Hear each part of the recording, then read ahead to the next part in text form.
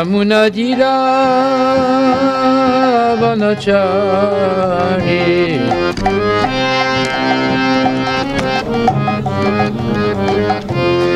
Hare Krishna, Krishna Krishna, Hare Hare, Hare Rama, Rama Rama, Hare Hare.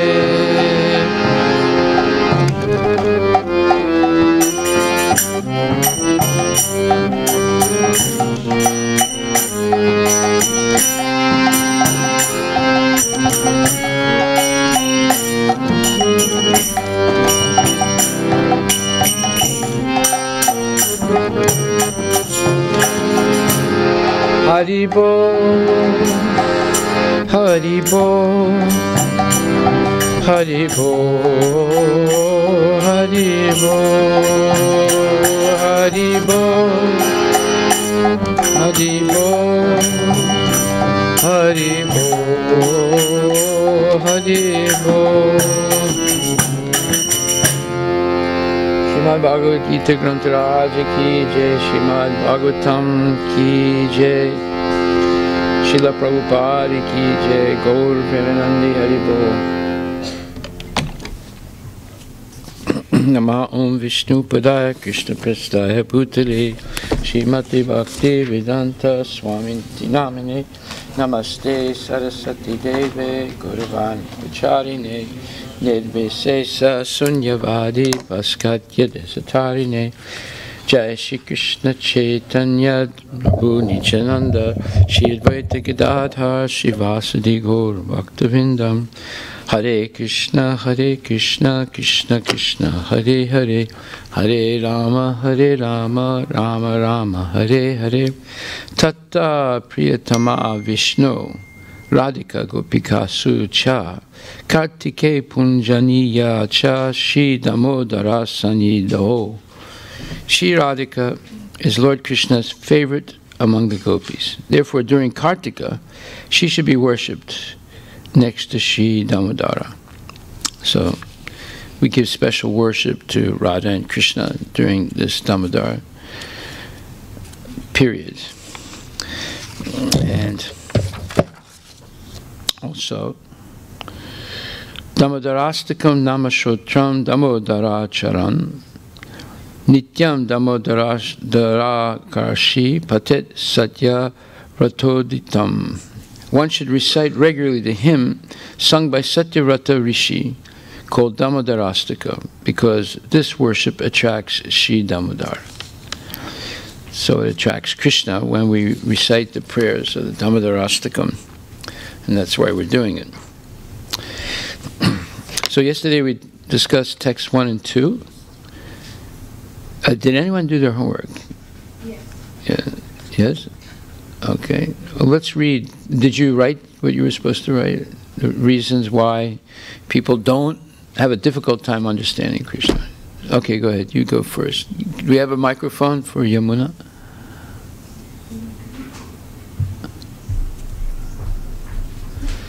Hare Krishna, Krishna Krishna, Hare.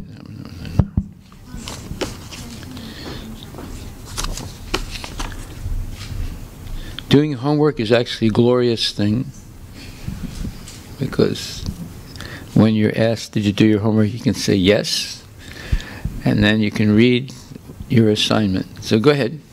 Speak loudly into the microphone, please.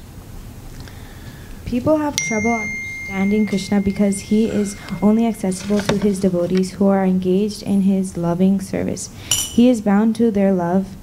He is bound to the love of his devotees. So, like, the main reason is he's only attracted by the love of his devotees. Yes. And all these, like, yogis who meditate for so many, like, they meditate for so long, but they, at the end, they just follow, like, the inhabitants of Vrindavan, because the inhabitants of Vrindavan love Krishna so much. So, like, all the yogis, they learn from the Vrijvasis,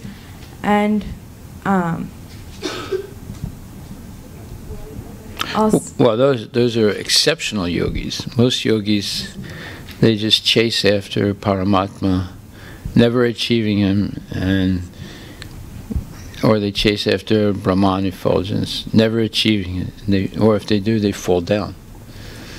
The really special yogis are the ones that understand that they should follow the example of the Brajavasis. But they're very few, actually. They're very few. Go ahead. so there's also like Brahma and Shiva. Even they're not able to get that love. So there's one pastime of Lord. Why not? Because they're on such a high platform that they don't their ego gets in the way, I think. Yes. Yeah. That's part.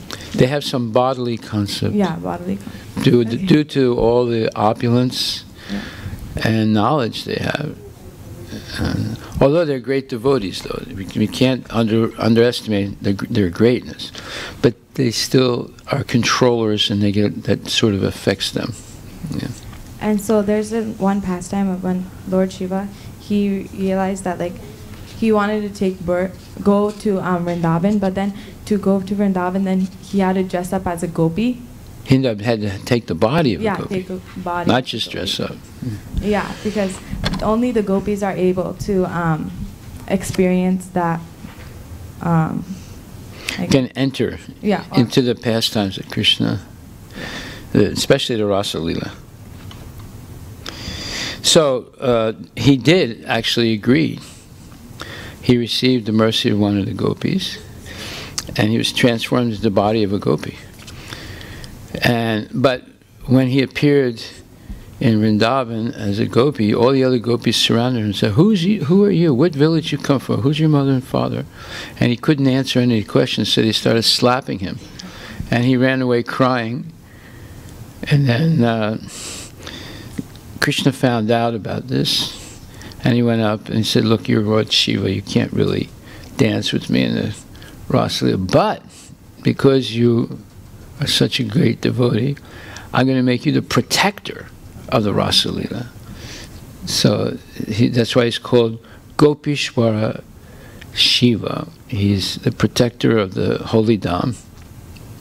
So when you go to Vrindavan, there is at least one main temple of Lord Shiva, where during the days he's worshipped as Shiva Linga, but at night for evening arti they dress him up like a gopi. And at that time they worship him as a gopi. And I think there's 4 temples, but there's one main temple in 4 different directions. But there's one main temple that people go to. Go ahead. That's it. Okay. I took mine. Oh yeah, I took mine from chapter 9, verse 21. Yes. Okay, so it says that Krishna is accessible to devotees engaged in spontaneous... Okay, say that again. Read a little slower and louder. Krishna is accessible to devotees engaged in spontaneous service, but he is not accessible to mental speculators, to those serving for self-realization. So he's like not accessible to like tapasvis, yogis, and jnana dodas. Okay, he's not... Krishna is not understood by the jnanis, and the karmis also, the karma yogis, the jnana yogis, and the astanga yogis, right? Is that what it says, astanga? And so... The mystic yogis. Yeah. So they don't have pure love for Krishna because they're attached to bodily concepts of life. Like even Lord Brahma and Lord Shiva are guna atharvas, and they are in exalted positions, but even since they're in such a high platform, even they have some bodily concepts of life. So it says that they have some small sense of being like Krishna. Yeah. And like Krishna. Yeah. But pure devotees don't have any bodily concepts of life. They're fully dedicated to Krishna. And pure devotees are example, like people in Vrindavan. Like Mother Yashoda, she's like completely pure devotee, I guess. Mother Yashoda doesn't know that Krishna is the Supreme Personality of Godhead. Yeah, she's clever, but she's like always engaged in his service. Yeah. So like. With love and devotion. Yeah. Yeah. So Krishna, is really merciful on her.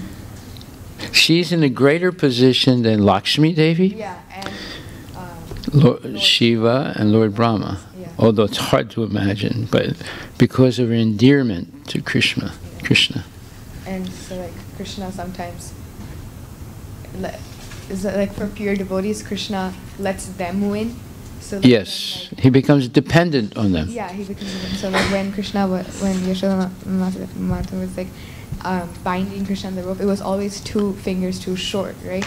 Yes. So, like at a point, Krishna was like, okay, I'll let her go. Yes, and he became merciful and he let her bind. Now, if you think about this carefully, it's very overwhelming that here's the Supreme Personality of God is a controller of the entire creations. There's not just one universe, there are many universes with all the living entities and all the demigods. He's a supreme controller. There's no one equal to him or greater than him. But yet, he's conquered by the love of the devotees. Yeah. And especially Yasoda Devi. So, this is actually, and if you start thinking about it carefully, it's a mind-boggling concept. Yeah. That these great yogis who can do, who have mystical powers, like Durvasa Muni, he can travel around the universe at his own will. And he can even go and see Shirodakshai Vishnu, which is like unbelievable. Even the demigods can't do that, right? Yeah.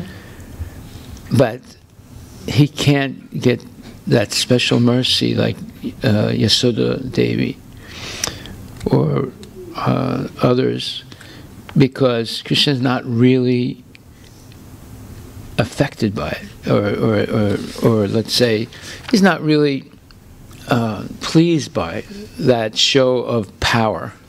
Yeah, because Yashoda Mata has like complete pure devotional love for him. Yes, that's the only thing that attracts Krishna.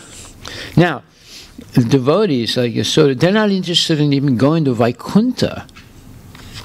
Yeah. They're not interested in any benediction that could be given to them. They simply want the service of the Lord. I mean, all this is extremely, let's say, exalted knowledge of Krishna. Now, we're very fortunate to be able to hear this.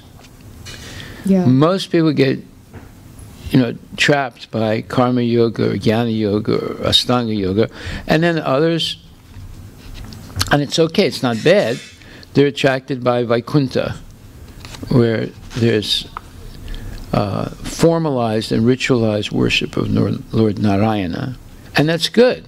It's a position of eternality. But the devotees are not even interested in that. Yeah. They're not interested in liberation. They're not interested in opulence. They just want to serve Krishna. They just want to serve Krishna. And when they serve, it's with love and devotion, which is something very special. It's very, very, very, let's say, rare. Mm-hmm. Okay.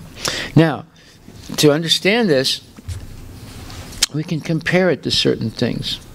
Like, for example, there's such a thing called the Tirupavai by Goda Devi. She is a Vaishnava. But this poem that she wrote is about going to Vrindavan, meeting the gopis, and being trained by them to serve Krishna. And the ultimate trainer becomes Radharani. She's trained by the other devotees, but she eventually meets Radharani, and Radharani trains her in the most, let's say, exalted ways of serving Krishna.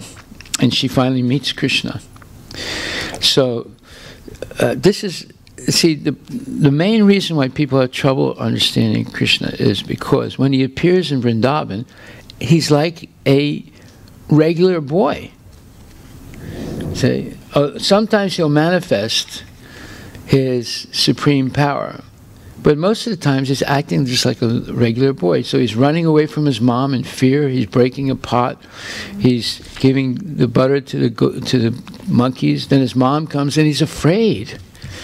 And when she chases him, he starts and catches him. He starts crying. And he admits that he did something wrong. And he sees the stick in her hand and he's afraid of it. And he's shaking. And tears are coming from his eyes. So you see, most people would say that he can't be God. Yeah, but like since Yashoda, Mother Yashoda is like has full love for her, like for him, he lets himself be dependent on her. Yes. So he lets himself be afraid of her. Yeah. So. Yeah. And that's why he's crying. So people say, oh, he's crying? He's just a little boy. You know, Lord Brahma thought that, although he knew he's the Supreme Personality of Godhead, but he got a little confused because he's appearing like an ordinary boy in Vrindavan. So he tries to play a trick on Krishna by stealing the calves and cows and the cowherd boys. And then he comes back right away to see the fun of how Krishna's pastime is going to stop. And all of a sudden he sees the same cows and the same cowherd boys, and he gets a little confused because he just stole them and took them far away. And then what really confuses him is he starts seeing that they're not actually cowherd boys and cows. They're actually the Supreme Personality of Godhead, Lord Vishnu, or Narayana. Now, when I say the Supreme Personality of Godhead, right, Narayana is considered, even by Vasudeva and Devaki, to be God, right?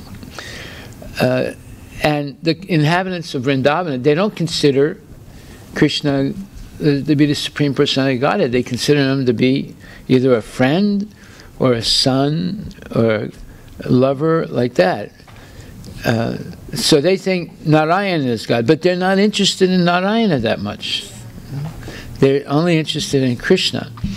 So we see that it's even if Brahma can get a little confused, and Shiva also sometimes gets a little confused. Imagine just ordinary people, such as scholars and philosophers and things. I mean, they obviously, one time I met a lady and she told me, oh, I don't believe Krishna is God. He's just a little boy. How can that be God? You see.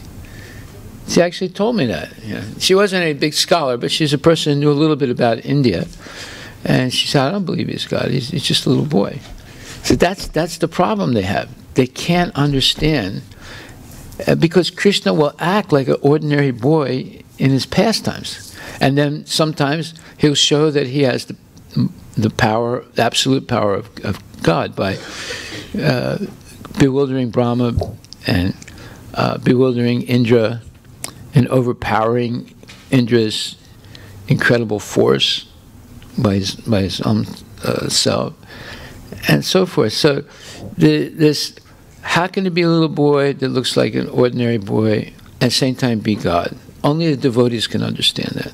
And the reasons behind it, because he's putting himself in a dependent position to his devotees out of their love for him. So, okay.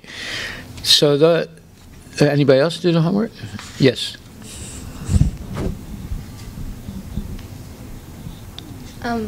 It said that Krishna... Hari Krishna. Krishna cannot be understood by only Vedic knowledge. Krishna cannot be what? By? He cannot be fully understood by... Understood, okay. Vedic knowledge. So even mystic yogis, even after like severe austerities or they meditate for a long time, they can't fully understand Krishna. Yes. But devotees like Mother Yashoda, she simply just served him with pure love, and she could understand him like that. Yes. So that's why people who don't have love for Krishna, it's hard for them to understand him, because Krishna only Krishna can only be understood through love, and not like only. Bhaktya mam abhijananti yavan yaschasmi tattvato tato mam tattvato gyatva vishiteta anantaram. 18th chapter, Bhagavad Gita, verse, what is it, 56? So you should learn this verse. This is your homework for next week. 1 second. 18.55. Bhaktya mam abhijanati. One can understand me as I am, as the Supreme Personality of Godhead, only by devotional service.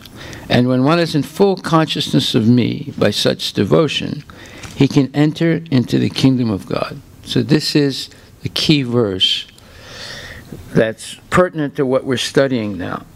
You can't understand Krishna by doing karma yoga, jnana yoga, or mystic yoga, Astanga yoga. You can only understand him when you come to the level of bhakti yoga. Okay? So this verse, 1855, is an extremely important verse. You should memorize this for next week. Bhaktya mam abhijananti yavan yaschasmi tattvato tato mam tattvato gyatva vishiteta anantaram. One can understand me as I am, as the Supreme Personality of Godhead, only by devotional service, and when one is in full consciousness of me by such devotion, he can enter into the kingdom of God. Go ahead, finish. That's it. Okay. So, this is also explained by Sankaracharya, the leader of the Mayavadis, who was actually an incarnation of Shiva, who was ordered by Lord Narayana to come into this world, trick the Buddhists, and more or less take over from the Buddhists. The Buddhists had taken over from the Hindus because they were mispracticing the practice of the Vedic knowledge. So Buddha comes and overwhelms them and establishes Buddhism in India. Almost all of India became Buddhist 2,500 years ago, and especially because of King Ashoka, who was a Hindu king, but he converted to Buddhism and became a Buddhist monk, walking barefoot down the street. And he completely seized the consciousness of the people, and they all converted to Buddhism, just about all. But then Sankaracharya comes 1,000 years after Buddha, gives a Buddhist type of interpretation of the Vedas, but reestablishes the authority of the Vedas, and basically kicked the Buddhists out of India. They didn't do it forcibly, but the Buddhists eventually, most of them left and spread Buddhism in China and Sri Lanka and Malaysia and other places like that. So, Sankaracharya established the Mayavad interpretation of the Vedas, which is a Buddhist-like interpretation. When he wrote the Sarirakbhasya, his commentary on Vyasadev's Vedanta, all that is advanced studies in the Chaitanya Charitamrita. So, but Sankaracharya, near the end of his life, he wrote Bhajagovindam, Bhajagovindam, Bhajagovindam Mudamate. He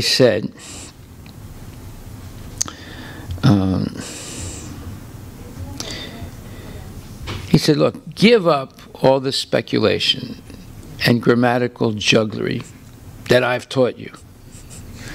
Just give it up. It's actually nonsense. And just worship Govinda, Krishna, and surrender unto him. So, in this prayer, Adi Shankaracharya emphasizes the importance of devotion for God as a means to spiritual development and to liberation from the cycle of birth and death. The prayer leaves one in no doubt that the renunciation of our egotistical differences and surrender to God makes for salvation. Many scholars hold that this composition encapsulates with both brevity and simplicity the substance of all Vedantic thought found in whatever other works that Adi Shankaracharya wrote.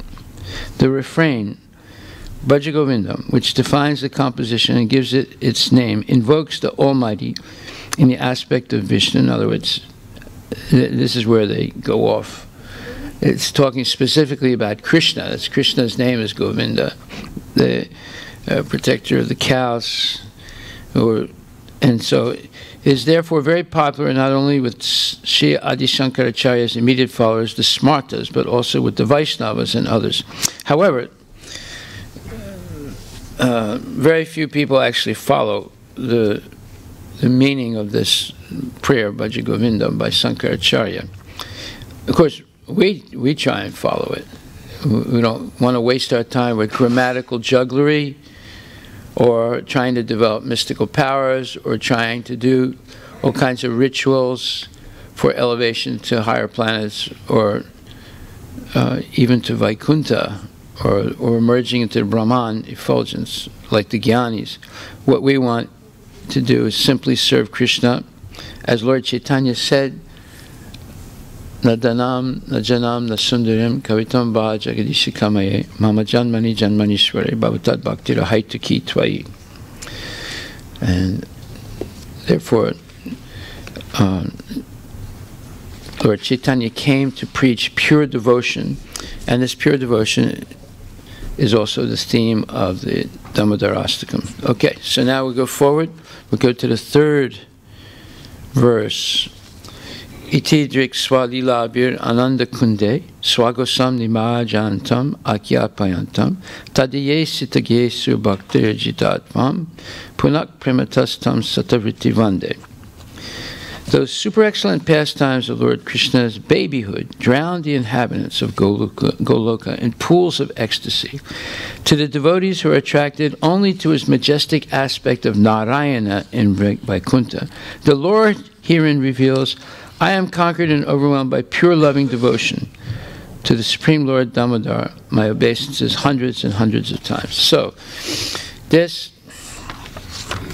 third verse differentiates between the attempt to approach Krishna through strict adherence to Vedic rituals of worship of Narayana in awe and reverence. Now, there's nothing wrong with that, because one can attain liberation and go back to Vaikuntha if one does it sincerely. But the tendency is not to progress to pure bhakti. That's the tendency.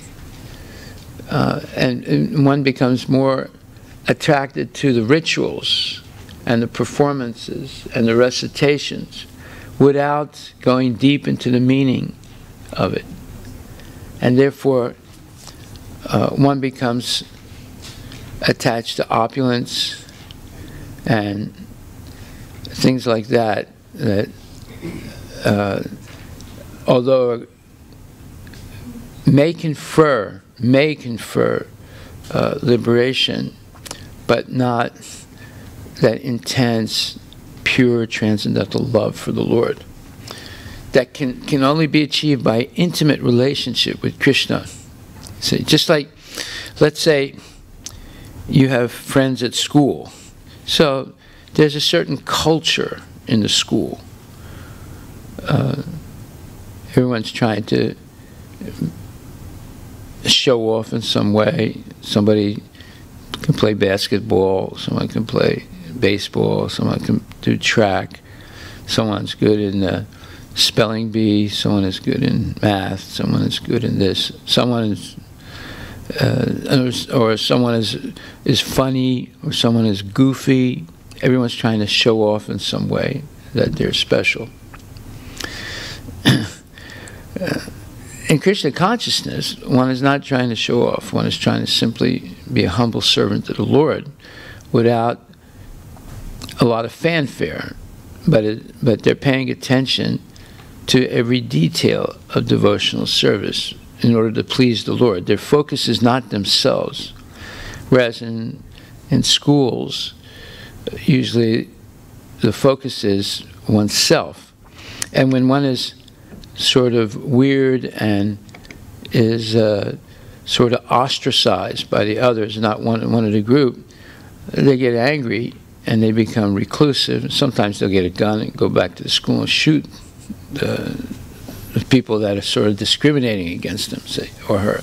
So you see this striving for some type of attractiveness through material, let's say artificial means, is based on the false ego. And kids get confused by it, and they think this is the way to succeed in life. Whereas the path of bhakti is completely different. The real success is when one becomes more humble, more tolerant, self-controlled, not interested in showing off or being special by being more goofy than other people, etc.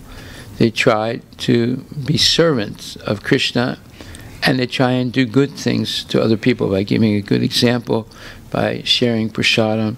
And they're like a first responder. A first responder comes to a accident, and they try and give help to those people who are ailing from the accident until the ambulance comes. In other words, they try and keep them alive or try and soothe them until the ambulance comes and then takes them away. So the devotee is like that. The devotee prepares himself to give CPR to people who are exhausted and frustrated in spiritual life.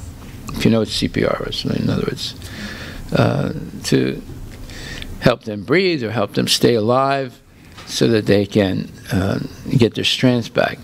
So this is different than showing off and trying to be special.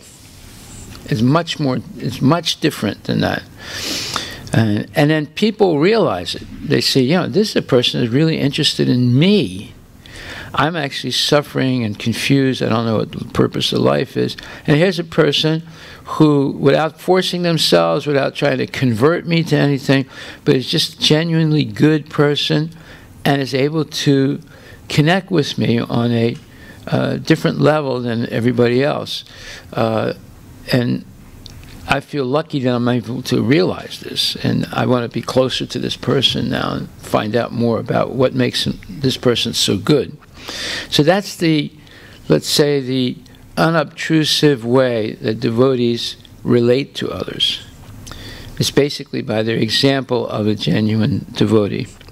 So here in this verse it says, these super excellent pastimes of Lord Krishna's babyhood drowned the inhabitants of Gokula in pools of ecstasy. To the devotees who are attracted only to his majestic aspect of Narayana and Vaikuntha, the Lord herein reveals, I am conquered and overwhelmed by pure loving devotion. Now, if the Lord is conquered by pure loving devotion, what do you think can actually conquer almost anybody in this world? If the Lord is conquered by it, what do you think can conquer anyone in this world? Pure love and devotion. You don't have to be the goofiest guy to conquer people. You don't have to be the smartest person. You don't have to be the person who can throw in more hoops than anyone else in the basketball, you know. By the way, all these hoop games, you know, it's all about putting a ball somewhere. Like the golf ball has to go into the hole. The basketball has to go into the hoop.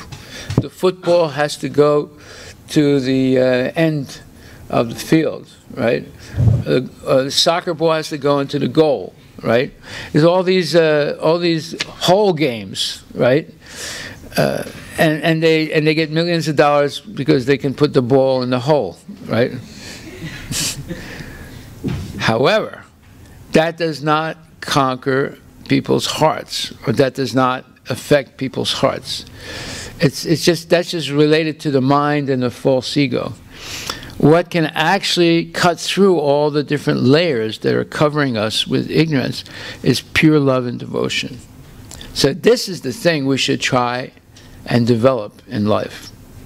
Pure love and devotion for Krishna, and then share it with others. Just like yesterday we went out on Sankirtan. It was raining like anything. It was like the monsoon season yesterday. Everyone got drenched. But yet we still went out. Okay, you want to describe it a little bit, Daniel? It was like people huddling against a fire to stay warm. But in this case, out of the rain. Yeah, we brought 2 tents with us. So there was like, you know, an oasis in the desert of rain, right? And people were saying, we can't believe you're here. I mean, it's raining. I mean, and you came out in the rain, and you got hot food, and you got burritos, and we just can't believe it. I mean, it's unbelievable. Were you there? No. Because I have to go to robotics and knock down and Okay. So. I really want to come. That's all right. I'm not. That's all right. I'm just asking. So you see, it was like an exceptional experience, and it was really raining like anything, and people couldn't believe it that we were out there distributing. Yes. So Prabhuji, a lot of people, like even 2 homeless people, they said it's very nice. The food was so good, and we really liked what I was describing them. And I saw you and Prabhu both standing in the rain and inviting people. When all the university students were there, they were seeing it. They were saying that's really impressive, like how you're standing in the rain and inviting people. It was like, so that's how I could actually do books to them. Otherwise, it's very hard. They said that it's like you're doing for us. And there were many people who said, even if you're not taking book, we want to give Lakshmi. This is the first time I saw people giving me Lakshmi. And even if I didn't do it, they were like, your food is so good, and the way it's done. It's like just 2 tents, and imagine around 30 people or 20 people teaching in that side. And we were doing Sankirtan chanting going under the tent, right? And they just kept singing Hare Krishna. And people said, we can't believe you guys are out here. Huh? People were like really mesmerized with the herbal tea. Yeah. It was quite it was quite an experience. In other words, we can go out, rain or shine, snow, sleet, whatever, and the more we do it, the more people are amazed that we're doing it. One black guy said, I can't believe you're here. He said, it's raining so hard, and you brought this food, and it's warm, and it's good. He said, I just can't believe it. Yeah. They said they are coming. One guy said he's genuinely interested in coming for and Bhagavad Gita.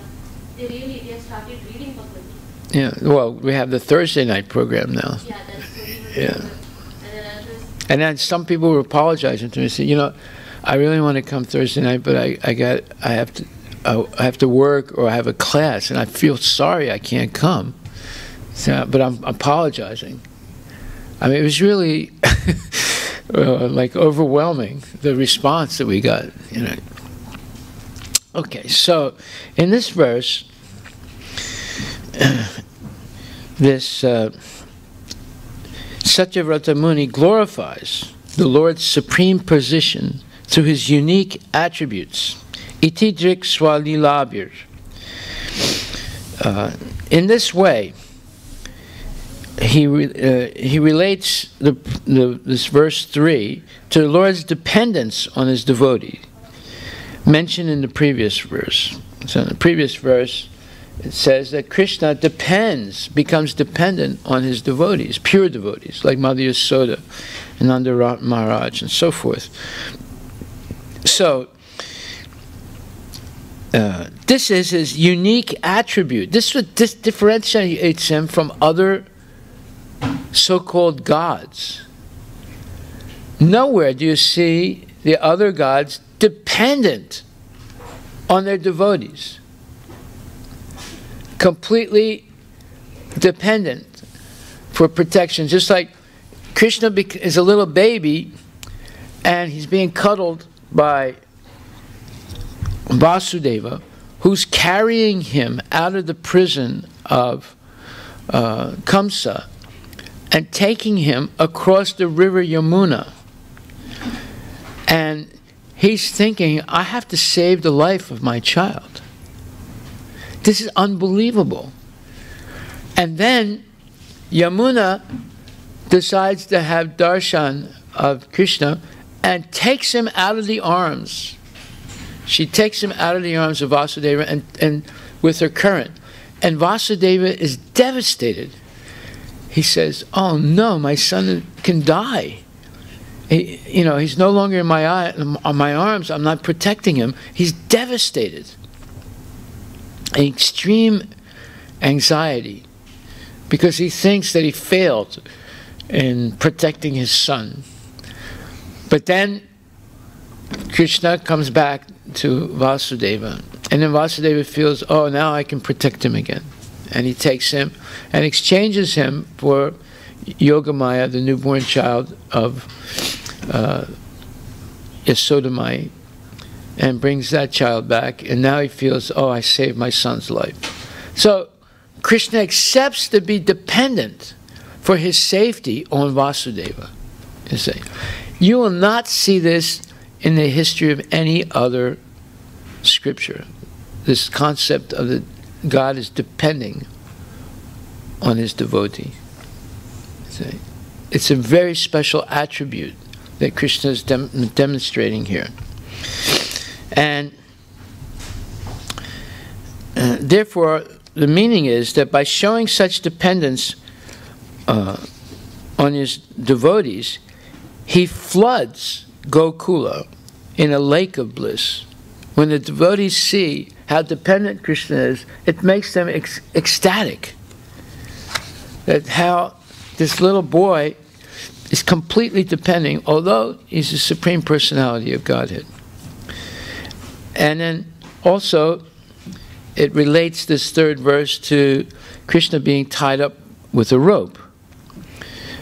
By such charming activities in his childhood, pastimes, he's flooding Gokula, he's flooding the spiritual world in a lake of bliss. But this is only in Gokula, it's not in Vaikuntha. See, Vaikuntha is part of the spiritual world, but such pastimes are not taking place in Vaikuntha. Such intimate and immediate association in which Krishna presents himself as being vulnerable. Narayana is not vulnerable. Narayana, people have to stay in when I went to Tirupati, I was given special darshan during the Subhrabhatam, and I was able to come up close and given, I don't know, maybe 4 or 5 minutes to look directly at the deity. And then they motioned to me like this, so I thought they meant go in, so I put my foot over the step to go in, and they all freaked out. And they, no, you can't come in. So, I mean, the closest you're allowed to come is about, I would say, 10 feet, 10 or 12 feet from the deity. And then there's like a little bit of a barrier, it's a foot high or so. And I stepped over it thinking they were telling me to come in. They were going like this, so, and then they all freaked out, like I said. So you can't come that close to Narayana. It's too majestic and too formalized. But Krishna's putting himself like a little baby. Like just this morning, the little baby was here, and different women were holding the baby in their arms. And the baby's completely dependent on whoever's holding it, right? So Krishna's allowing himself to be vulnerable like that and to be protected. Nowhere will you see such history. Maybe a little bit in Christianity when Jesus appears like a little baby in the manger. Manger is a cow barn. That's what a manger is. It's a cow barn with the hay. And his mother gave birth in a cow barn, which is very significant if you know the history of Krishna. Why does Jesus take birth in a cow barn, right? A manger. Well, because he's the son of Krishna, the cowherd boy, that's why. But, you know, if you explain this to Christians, they just have a big question mark. They can't understand. But we can understand. Okay, so this is described in the 10th canto, chapter 11, verses 7 and 8. So let's read that. That's the next chapter, which is next week's homework also. Actually, it's not the next chapter. It's 2 chapters forward. 10th canto, 10th chapter, verses 7 and 8. So it says, seeing the 2 sons of the demigods naked, that's Nala Kuvera and Manigruva, and intoxicated by opulence and false prestige, Devarsi Narada, in order to show them special mercy, desired to give them a special curse. Thus he spoke as follows. So, and then verse 8, Narada Muni said, among all the attractions of material enjoyment, the attraction of riches bewilders one's intelligence more than having beautiful bodily features, taking birth in an aristocratic family, and being learned. When one is uneducated but falsely puffed up by wealth, the result is that one engages his wealth in enjoying wine, women, and gambling. In other words, going to bars, gambling, and doing nonsense. Well, we see this all over America. Is it right? Probably you are witnessing it all the time in your business dealings. Well, do you have anything to say about it? People think that's like... Yes. If you're not doing such nonsense, then it is not, you're living your life. You're not living. Yeah. Right. You see? This is the danger of having false prestige due to wealth and power and fame and so forth. So sometimes Krishna, incited by the gopis, in other words, egged on by the gopis, would sing loudly and dance at their will like a wooden puppet. Sometimes he would try to carry a wooden seat, wooden sandals, or another weight as a test of strength, and when unable to accomplish the task, he would toss his arms in defeat at the delight of his kinfolk. In other words, sometimes Krishna is acting like an ordinary boy. He would pick up some sandals or pick up some wooden object and try and show how strong he is as a very, very young boy. And when he was, somewhat like still a baby almost, but he's able to stand up and walk a little bit. And he would try and show how strong he is, and he wouldn't be able to lift it up, so he'd just drop it in frustration. And all the gopis would laugh, and it would be great joy for them to see this. Now, can Krishna pick up sandals and a wooden object? Not only that, he destroyed the big cart, the Sakatasura, the demon, the cart demon, when he was a baby and not even able to walk. He gave it a little kick with his soft toe, and destroyed this gigantic cart that weighed, several tons, and killed the demon. So you see, this is what confuses people. They're saying, is that God? He can't even lift up sandals, and people are joyful seeing that? How can it be God if he can't even pick up a sandal? Okay. So then, in this verse, it says,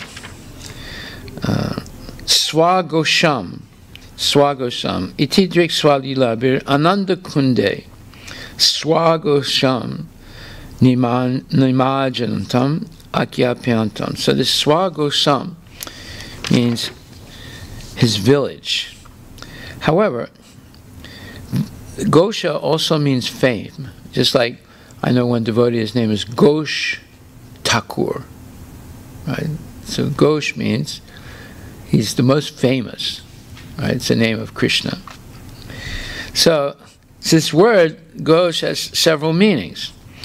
It may also mean fame or proclaiming the glory. So Krishna would himself plunge in a lake of ecstasy, experiencing the highest bliss upon hearing the glories of his people, the gopis and the gopas. So, it's not that hearing his own fame, but hearing about the gopis and the gopas would give him great ecstasy. And by performing such pastimes, Krishna reveals his dependence on his devotees.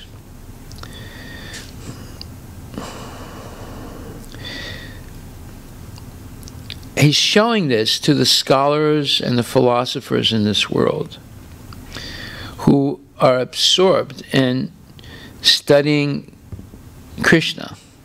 And what Krishna is saying in this verse is, hey guys, I'm captivated by devotees, not by those that are bookworms and pursuing the path of knowledge. And this is explained in 10:11:9.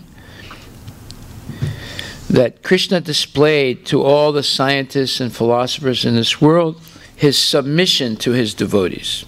So if we look at this verse 10:11:9.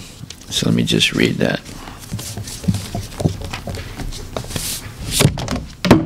That's all right. That's right. 10:11:9. Krishna says, to pure devotees throughout the world who could understand his activities, the Supreme Personality of Godhead, Krishna, exhibited how much he can be subdued by his devotees, or conquered by his devotees, his servants. In this way, he increased the pleasure of the Vrajavasis by his childhood activities. That Krishna performed childhood activities to increase the pleasure of his devotees was another transcendental humor. He exhibited these activities not only to the inhabitants of Rajabhumi, but also to others who were captivated by his external potency and opulence. Both the internal devotees who were simply absorbed in love of Krishna and the external devotees who were captivated by his unlimited potency were informed of Krishna's desire to be submissive to his servants. So, this is a special quality of the Lord. It differentiates him from all other, let's say, gods, so-called gods. And he's showing to his devotees what counts the most for him. In other words, if one is performing karma yoga, to be elevated to the heavenly planets for a much better material life, that won't succeed no matter how good you're at doing the different pujas, unless there's some bhakti involved in it. And if you're engaged in jnana yoga, that will not succeed either unless there's some bhakti involved with it. And if you're engaged in mystic yoga, that will not succeed unless there's some bhakti involved with it. See? Any of those things without bhakti is material life, and it will not succeed.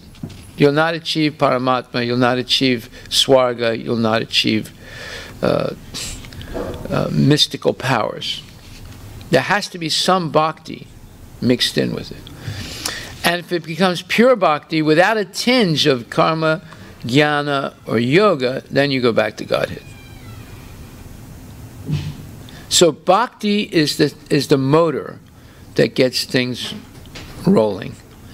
Even karma, jnana, and yoga will not succeed without some bhakti involved. And then Krishna is telling everybody, especially his own devotees, look, the real thing is pure bhakti, without any attachment to opulence or fame. And these are the prayers of Lord Chaitanya when he says, na dhanam, na janam, na sundaram. This is what he's saying in the prayer, the third, the third verse, the fourth verse of the Shiksastakam, that he's not impressed by wealth, not impressed by fame or power, not impressed, impressed by having a large number of disciples or a big family dynasty.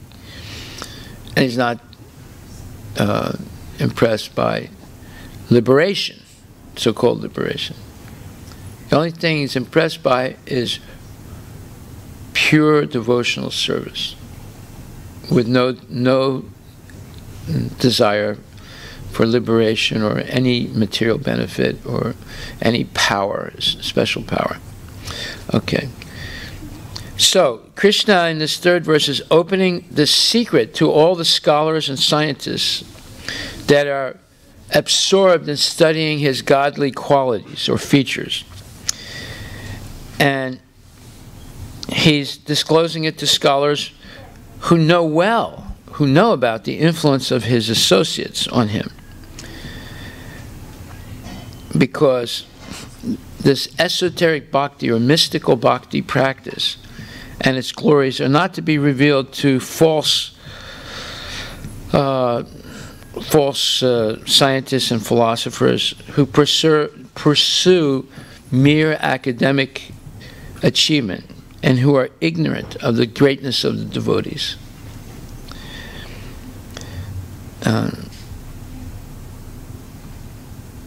So, when we understand the bond of affection of Krishna's devotees to Krishna, then we begin to enter into the Vrindavan Leela. He opens a secret in this prayer.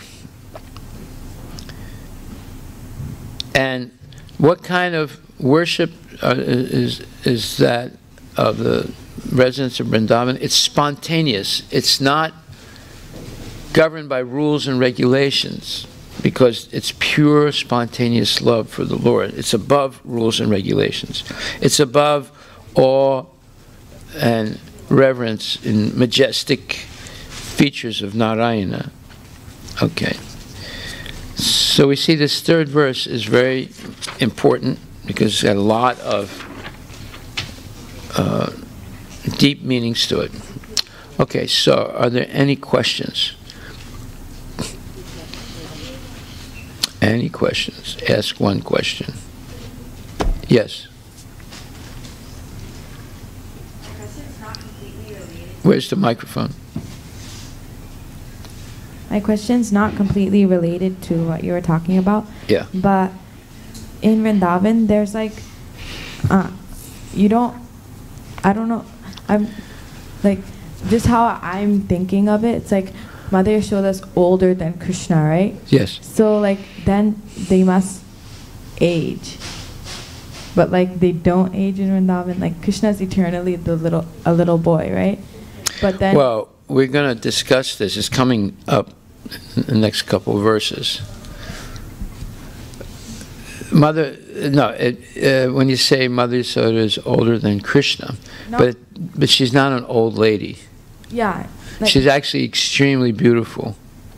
And there's a description somewhat of her, the beauty of her body, and she's described. In fact, it's in this verse. You read it. Let's see. You were supposed to read it.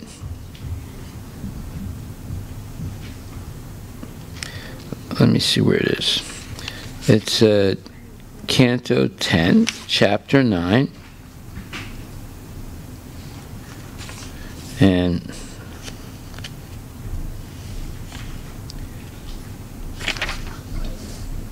oh, wait a minute. It's Chapter 10.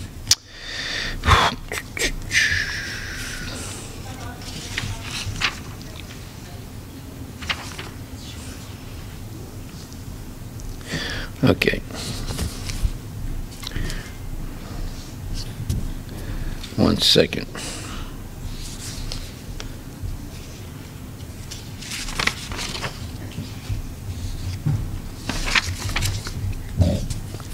She has big hips,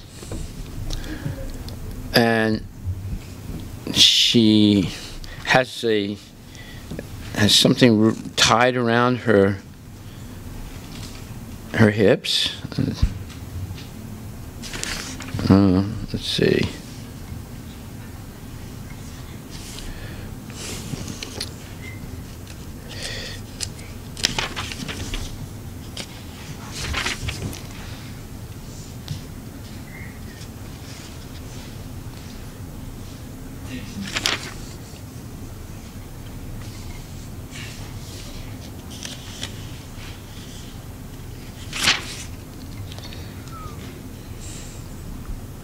I think it's text 3, chapter 9. Which one? Yeah? Text 3, chapter 9. It describes her beauty. Okay, go read it. Dressed in a saffron yellow sari with a belt tied about her full hips, Mother Yashoda pulled on the churning rope, laboring considerably, her bangles and earrings moving and vibrating, and her whole body shaking. Because of her intense love for her child, her breasts were wet with milk. Her face with its very beautiful eyebrows was wet with perspiration, and malati flowers were falling from her hair. Yeah, that's one description, right? So she has a saffron yellow sari. That's a yellow-orange sari. She has a belt tied about her full hips. She has big hips. And she has bangles and earrings moving and vibrating, and her whole body is shaking. And because of her intense love for Krishna, her breasts are wet with milk. She has beautiful eyebrows, very beautiful eyebrows, and they were wet with perspiration.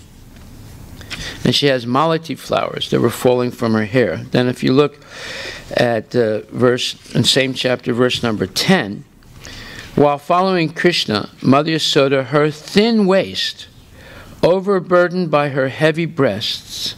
So she has thin waist and big hips, and she has heavy breasts, and naturally had to reduce her speed. Because of following Krishna very swiftly, her hair became loose, and the flowers in her hair were falling after her. Okay, so there's different descriptions of her. She's actually extremely beautiful. And part of that beauty is that she has a thin waist and heavy or big hips and heavy breasts and beautiful eyebrows. Prabhupada says in the before this chapter in Bhagavatham that women can control men by moving their eyebrows in a very seductive way. So that's not the case in Mother Yashoda, but these are materialistic women. So you see, a lot of women, like movie stars, they have false eyebrows. They shave their eyebrows and then they reconfigure them in certain ways. And then they can move them in very enticing ways. And then also they put the mascara, other things. So anyway, that's not the case in Mother Yashoda. So you see her beauty, she's extremely beautiful. She's not old in any sense. So go ahead. What were you going to say? So there's also like older inhabitants of Vrindavan. They might be like really beautiful, but are they just like... Okay, what you're not understanding is this. Krishna is present in 3 places in Goloka, Vrindavan. He's present in this Kumara age, as a young, not Kumara, in his baby phase. I think that's Kumar, yeah. Then he's present in Mathura in his, let's call it, boyhood age, or what is it? Poganda age, and then he's present in Dwarka in his more mature age, Kaisura, right? Or Yovan. After 16 is Yovan. Yovan, okay. So He's present in 3 different places in different, let's say, ages. Right? He never grows older than 16 or 20, but it's called the Navayovanam. He has pristine youth. But in each place, he has different pastimes and different sets of devotees that he's engaged with. He's not just in Vrindavan. He's simultaneously in Mathura and Dwarka in the spiritual world. Okay? So it's not that, you know, you have, well, what was your question then exactly? My question was, so for example, in Dwarka, you know the hunchback lady that gave the chandan? Yeah. So is that Dwarka or that's Mathura? That's Mathura, yeah. Mathura. So she was like older, so that means like she was young before, right? Yeah, but so she was made young again, if you look at that pastime. Yeah. But, so is it like each pastime it's like frozen in time? Not like years don't go by as fast. No. There's no years go by. It's the eternal present. Yeah. So you have to understand that. It's the eternal present. You don't see the passage of time. That's the way you perceive it. Here you perceive time by its passage. In the spiritual world, you perceive it by its non-passage. So it's not frozen in time. There's unlimited pastimes going on. And also, there's a possibility of progression in the spiritual world. If you read this, the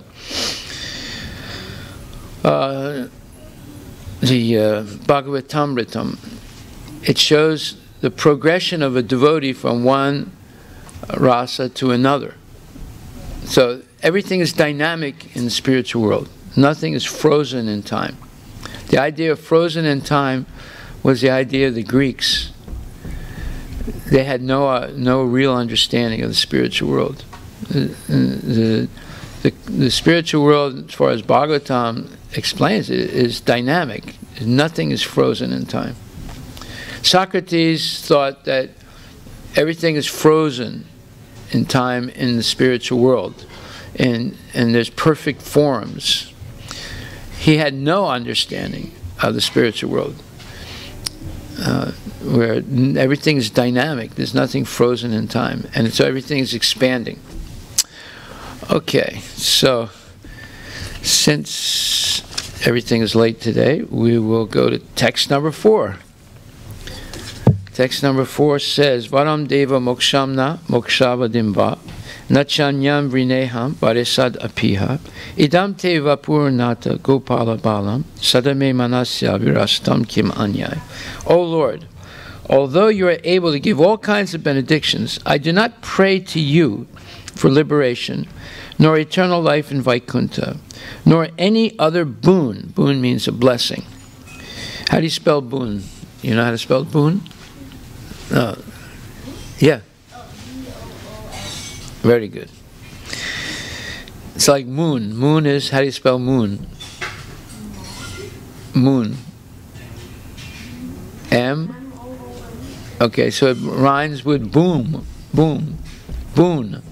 B-O-O-N. My only prayer is that your childhood pastimes may constantly appear in my mind. O Lord, I do not even want to know your feature of Paramatma. I simply wish that your childhood pastimes may ever be enacted in my heart. So I'm going to read something interesting in the Bhagavad Gita now. Bhagavad Gita, excuse me, Haribol.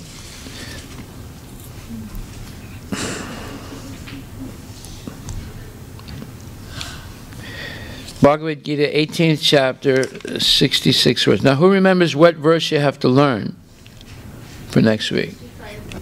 Huh? 1865, correct. Okay. 1855. 1855, thank you.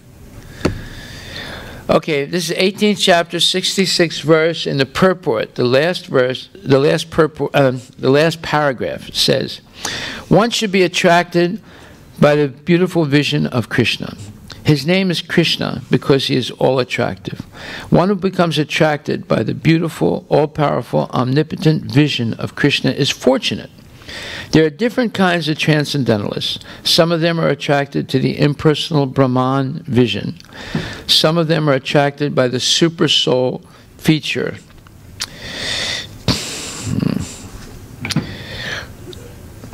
And above all, one who is attracted by the Supreme Personality of Godhead as Krishna himself is the most perfect transcendentalist. Okay, girls, please don't giggle. All right, good.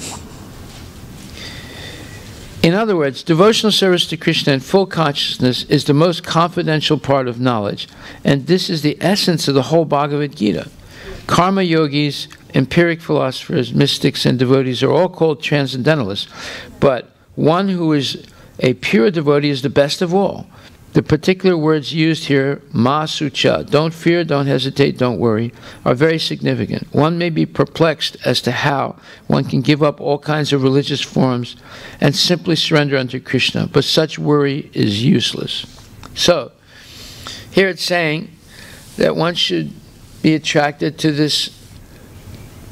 Krishna in his two-armed form, whether as a child, Kumar, or as a very young boy, Poganda, or as more of an adult. It's called Kaishura. Kishore is like teenager. Oh, then so Poganda then is the mature. That's to be the mature. Yeah. Yeah. So it's Kumar, Kaishore, Poganda. Those are the three ages. So, therefore, that's what's being said here, right? That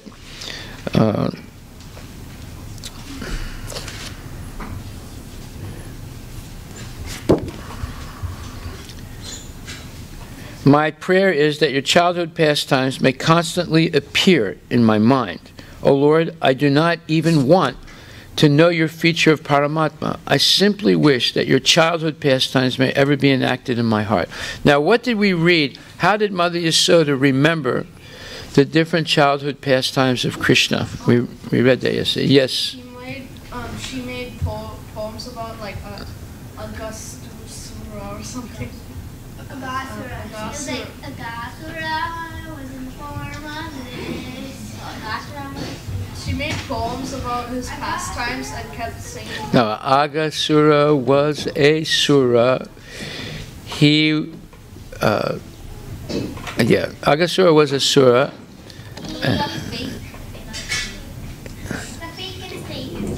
No, he was. Let's see. He was a fake.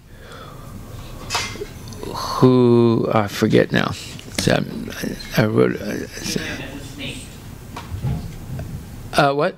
Fake who came up as a snake. Who came up as a snake? Yeah, right. Exactly right. He was a fake who came up as a snake. So did you look up those three ages? What are the names? I looked it up. So, Komara is childhood, Poganda is boyhood, Kaisura is adolescence, and then Yovana is a synonym of Kaisura. Kaisura, yeah, that's adolescence. And the last one?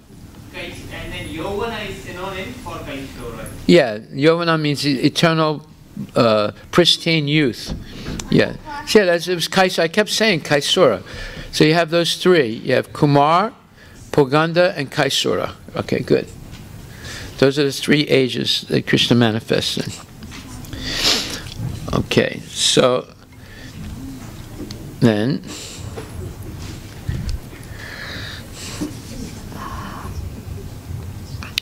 So Krishna can give any blessing. So the devotee is saying, I don't want the blessing of liberation. I don't want to be elevated to Vaikuntha. I don't want any other boon or blessing. Just be present in my mind as Bala Gopala in Vrindavana. That will then be the value of any other blessing. So, what does he mean, Mayapur? Were you listening just now? Okay, I'm going to say it again, and now you see if you can answer the question. This fourth verse of the Damodarastakam, Varam Deva Mokshana Mokshavadimva. O Lord, you can give any blessing you want. Are you listening? Yeah. But I really don't want liberation. I don't want to go to Vaikuntha. Or I don't want any other blessing. The only thing, Krishna, that I want is that you be present in my mind as Bala Gopala in Vrindavan. Therefore, this means more to me than anything else. So what is he saying here? Let's give him the microphone. Okay, he's saying that he only wants like Krishna's love and affection. No, it's not saying that. Think about it again, Mayapur. I don't know. You don't know? No. Okay, give the microphone to Aryan. Krishna too. I have a question also. Bala Gopala, is it Krishna's baby form? Yeah. Oh, so it said that I don't want to go to Vaikuntha, I don't want to go anywhere. Are you listening, Mayapur? Is that you be present as Bala Gopala? In my mind. Yeah. He wants to always be meditating on this form. Because what is it? Krishna was trying to lift up some wooden thing, and he wasn't able to do it, and he dropped it in frustration. And it gave great pleasure to the gopis. So he wants to be able to meditate on these things.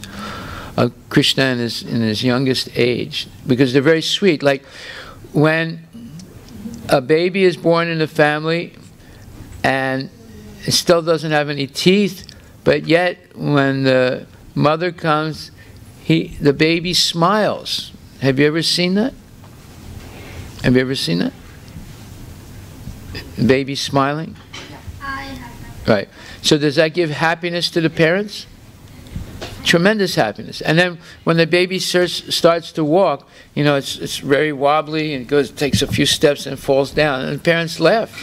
It gives them great joy to see that. See, so the Satyavrata Rishi is saying, you know, look, I don't want any other blessing, but just let me fix this in my mind of Krishna's childhood pastimes. Especially as Bala Gopal, and that's all I want in my life, to always be able to meditate on that, because it gives such joy to the gopis, and it's so charming. You know, the movements of a little baby are very charming to its parents. Right? Now you might not know that, but if you later on have a child, I remember when my brother had his first child. He was like, you know, mesmerized. You know, he was like in a hypnotic state. You know, he would pick the child up, and just a couple days after the baby was born, he'd take in his arms, and he'd just be looking at it. You know, and then he'd rock it back and forth, and he'd walk around with the baby, and he was just like completely overwhelmed by the sight of the baby. Have you experienced anything like that, Prabhu? You want to describe it a little bit?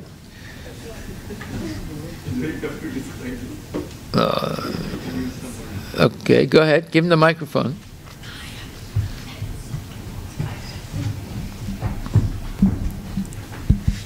Especially when the kid is getting born, that experience when we see is like, it's like kind of miracle. Like yes. And that experience stays like till now. It's staying with me. I believe it will stay rest of the life too. Right. Have anything to say, Prabhu? Give him the microphone. Prabhu, it's just something we experience, very hard to explain. But it's also enhances different types of dimensions of emotions that we have not experienced before. Yes. So it is something like someone is so dependent on us that now we need to be more mature, more responsible, and take care of things better. Yeah. Yeah. Exactly. So sense of responsibility. Anything, Prabhu? Prabhu, it's a most amazing thing. I WhatsApp group, and I saw Prabhu and her as a small baby there, and Aryan photo, and she was like in that photo, she was smiling like, and it was really means I forgot everything basically at that moment, like looking at that picture, small picture. Yeah. Yes. Yeah. So now you can see why such what Rishi is saying. I don't want anything else. This is the only thing I want. That fix the image of picture of Bala Gopal in my mind. In his passing. You want to say something, Prabhu? Give him the microphone.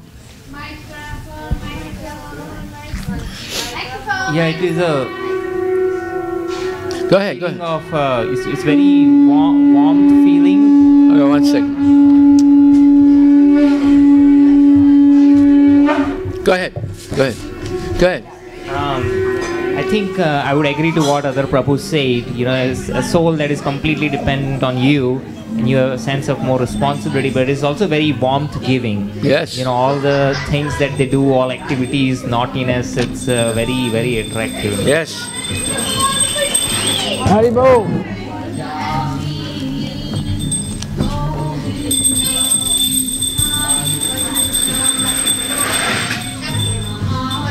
Haribo.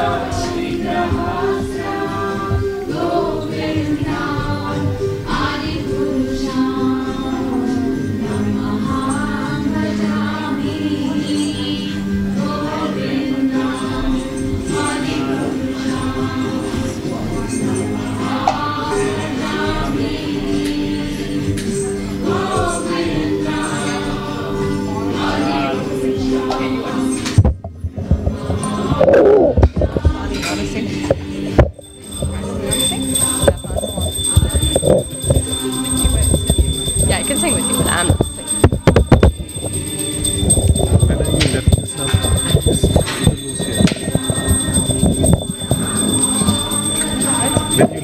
loosen this, otherwise this will break. Loosen this like this, you can lift it and then tighten it.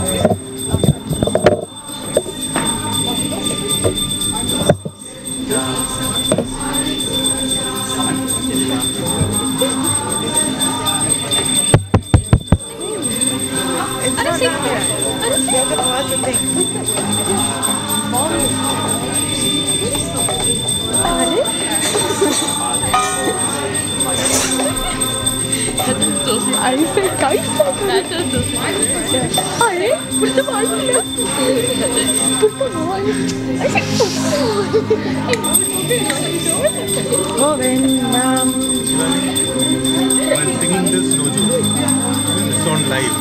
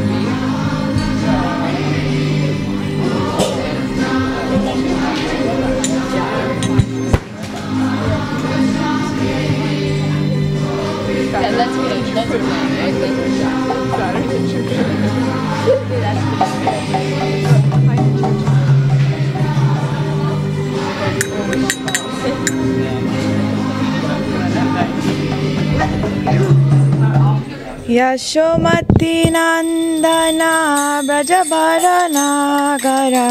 Gokul Ranjan काना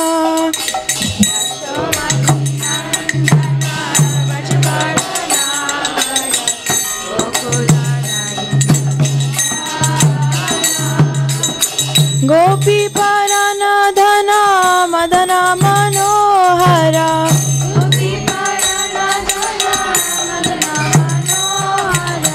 गोपी परनधना मदन मनोहरा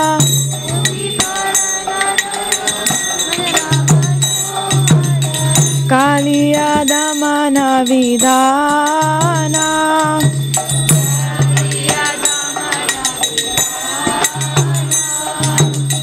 आमला हरिनाम अमिया विलासा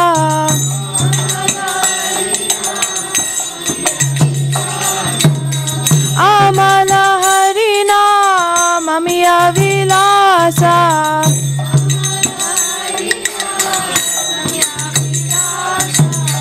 विपिना पुरंदर नवीन नगर बोरा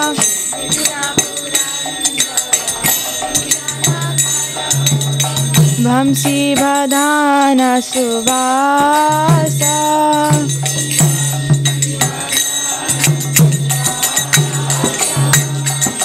ब्रज जन पालना सुरकुर नाशना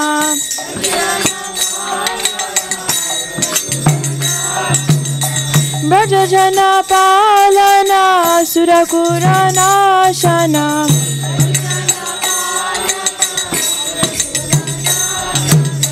नंदा गोधम रखवाला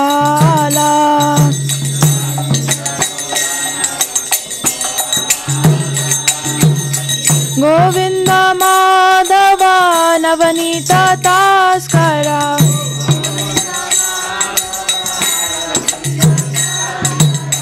गोविंद माधव नवनीत तास्करा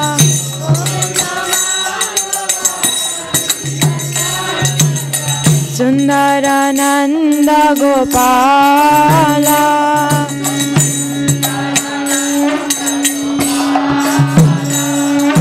सुंदर नंद गोपाला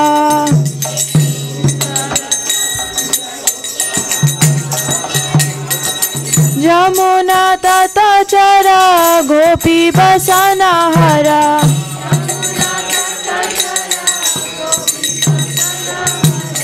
यमुना तटचरा गोपी बसना हरा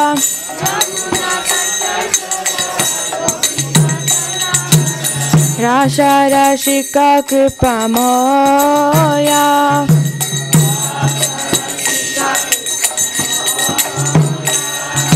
राशा राशिका कृपा मोया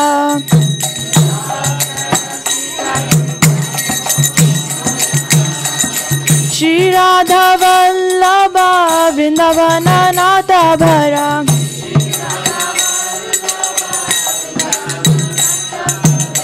श्री राधा वल्लभा वृंदावन नाथ भरा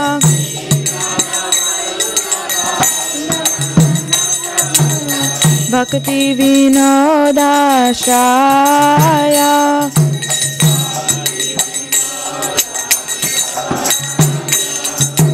भक्ति विनोदाश्रया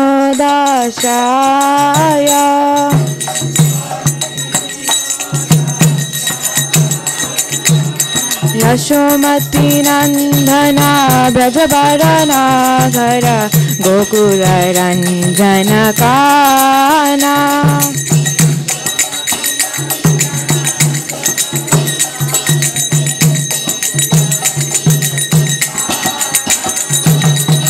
गोपी भरन मदन मनोहरा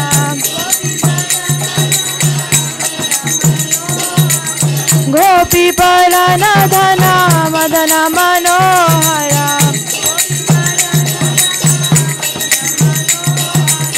Kaliya धमन विधाना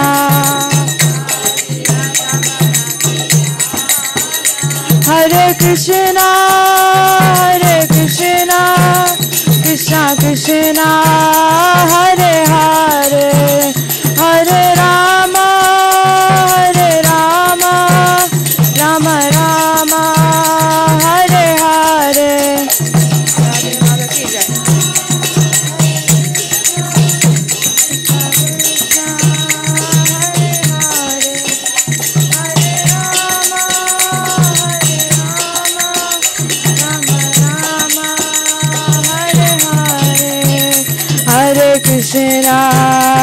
Hare Krishna, Krishna Krishna, Hare Hare, Hare Rama,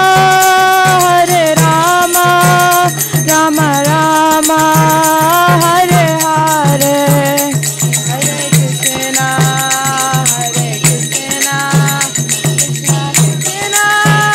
Krishna Krishna, Hare Hare, Hare Rama,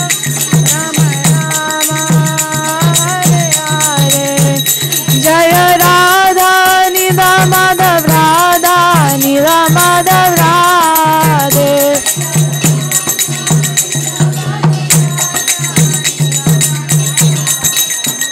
Jaya Gauranitai, Jaya Gauranitai, Jaya Gauranitai, Jaya Gauranitai.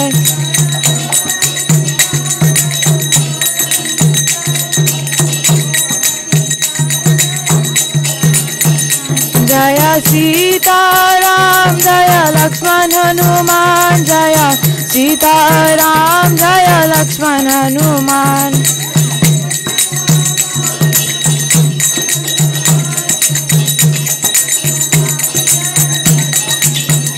Jaya Prabhupada, Jaya Prabhupada, Jaya Prabhupada, Srila Prabhupada.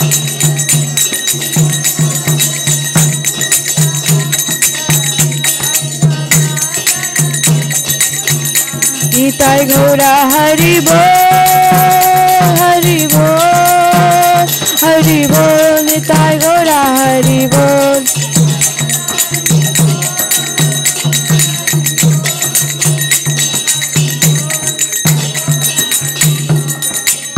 Nitai Gaura Premanande.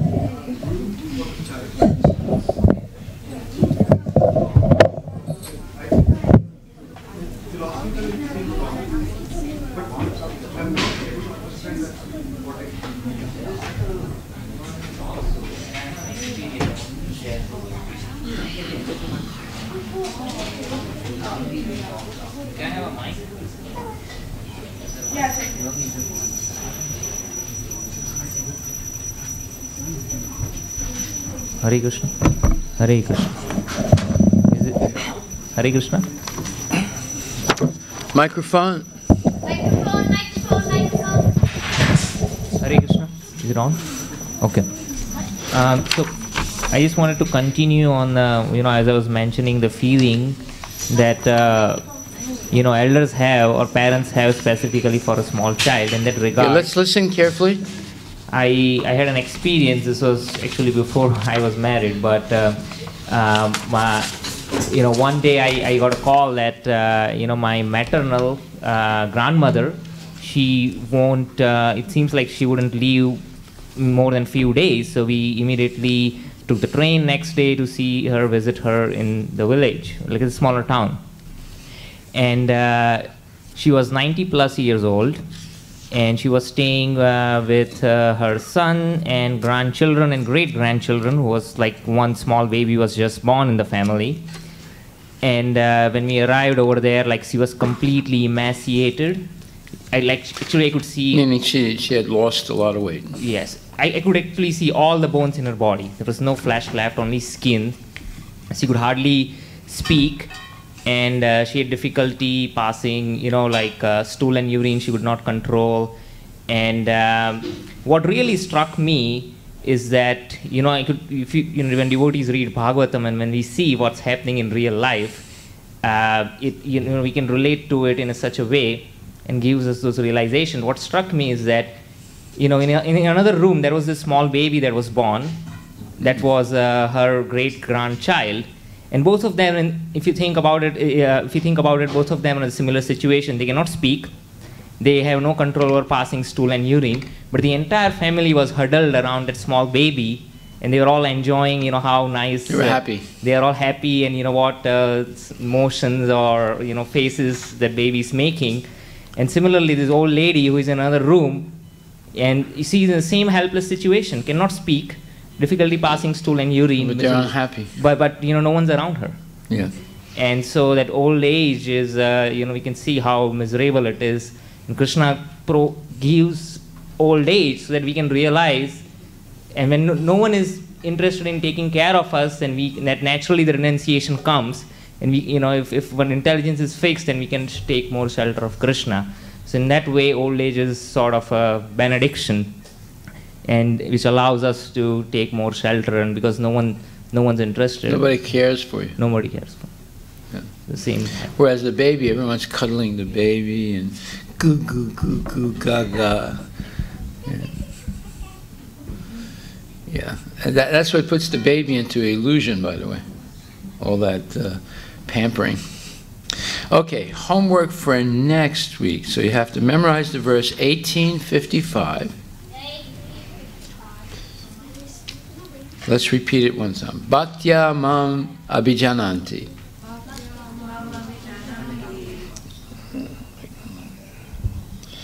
Bhaktya mam abhijananti. Yavan chasmas yaman Bhaktya mam abhijananti yavan chasmas. Okay, one second. Bhaktya mam abhijananti yavan yas chasmi tatvata. Yavan yas chasmi tatvata. So start over again. Bhaktya mam abhijananti. Yavan yas chasmi tatvataha. Yavan yas chasmi tatvataha. Let's hear Mayapur say it. All right, let's start. Just repeat after me. Bhaktya mam abhijananti. Yavan yas chasmi tatvataha. Tato mam tatvato gyatva.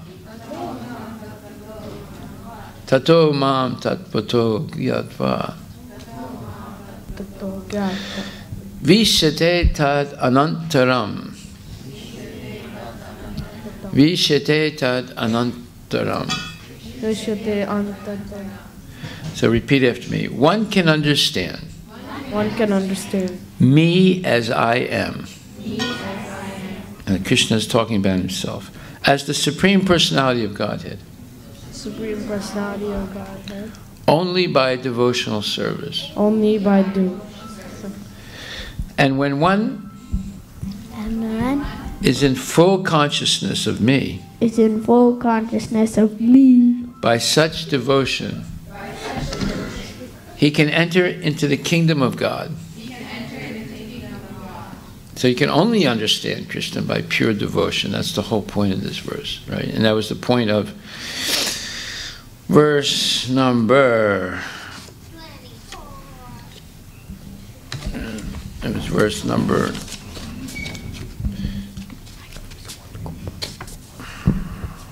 3. I am conquered and overwhelmed by pure loving devotion. Okay, so memorize this verse and write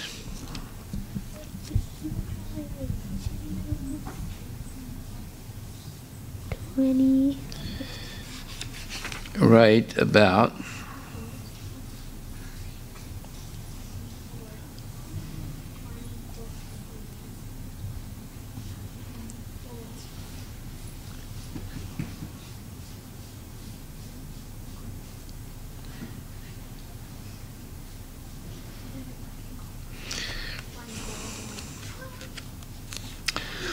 the question you want to research by reading the chapter again. The question you want to research by reading the chapter again, you hearing that? Is, what was the real cause of Mother Yasoda tying Krishna? What was the real cause of it? Did you hear that, Mayapur? You have a problem hearing, Mayapur, because your mind is wandering all over the place. Your homework is memorizing the verse 1855, and number 2, answering the question, what was the real cause of Mother Yasoda tying up Krishna? What caused her to tie Krishna? What was the real cause? Can you repeat what the homework is, Mayapur? What was the cause of Mother Yasoda tying Krishna? And learn the verse. And learn the verse to 18. 18 what? Chapter, no, 1855. Very good. 1855. Okay, so you got the homework? Yes. You going to do it? Yeah. Are you going to do it, Augusta? Yes. Yes? You'll try. And you're going to do it, let's see, Prabhuji, you're going to do the homework? You're going to do, what? Yes, sir. Okay. What? What? Oh, you go home and do it today, okay. And Arush, you're going to do it? Okay. Okay, thank you very much, and we'll stop right there. Srila Prabhupada ki